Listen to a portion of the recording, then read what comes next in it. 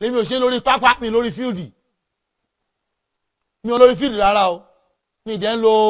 inú họ́ọ̀lù mi ò dẹ́ ń lo inú skul àdúgbò ẹ ni máa bá ẹ sọ̀rọ̀ torí òní jáde wá bá mi ní máa ń wọ àwọn tó wà ní gùsẹ́ ló máa ń fún fọ́nì inú ọgbà wọ́n á gba sìlámù lọ rẹpẹtẹ inú ọgbà wọ́n á gba sìlámù lọ rẹpẹtẹ inú ọgbà wọ́n á gba sìlámù lọ rẹpẹtẹ inú ọgbà ó fọ́nì gan abẹ́rẹ́ bó fọ́nì gan èmi tí mo ṣe ládùúgbò wọn lọ́sọ̀ọ̀sẹ̀ adli lẹ́nu kan fi máa gba sìlámù adli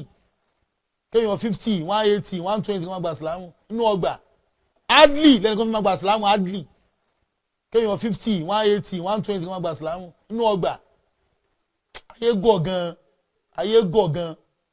máa gba sìlámù àṣìádù gbogbo àṣìádù yẹn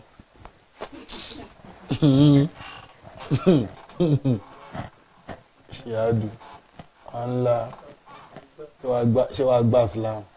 gbogbo àṣìádù yẹn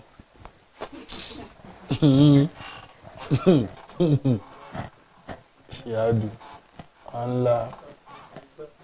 ṣé wàá gba sìlámù. After a few days. ọ̀rọ̀ Malam Yusuf tó bá bínú jù bẹ́ẹ̀ lọ tó bẹ́ẹ̀ wàláhì mo ṣe ń béèrè lọ́wọ́ Abdulateef pé kí ló ń pè ní stage managing pọ́nà stage manage wọ́n á ní tó ń pè bẹ́ẹ̀ ni pé kẹ́nìkan lòun Muslim kó a pretend as Christian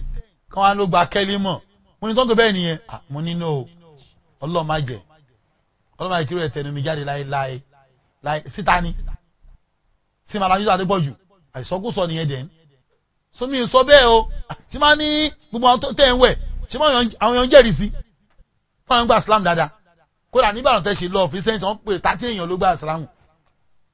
èèyàn 30 ló gbà Èkó tẹ wá ní Àlímọ̀ṣọ́ èyí tẹ wá ní Abẹ́òkúta àwọn èèyàn gba Islam now which is normal.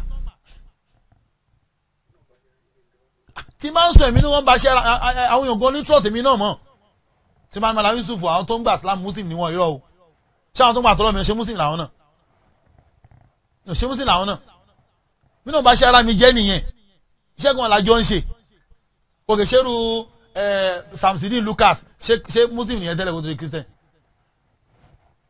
irú Johnson àbí kí lórúkọ ẹ̀bọ́ yẹn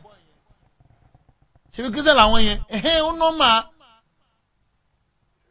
sómi sọ bẹ́ẹ̀ o ẹ má bìnrin wọn ṣe ń gbọ́ ni o tí mo sọ kọ́ nìyẹn o so Malam Yusuf pen stage manage yẹn mo ṣe mọ túmọ̀ ẹ ní o irọ́ mi ò sọ bẹ́ẹ̀ o ẹ má bínú o tí máa sọ bẹ́ẹ̀ mo bá yí ara tèmi náà jẹ́ nìyẹn o tí máa sọ bẹ́ẹ̀ mo bá yí ara tèmi náà jẹ́ nìyẹn o tí máa sọ bẹ́ẹ̀ mo bá yí ara tèmi.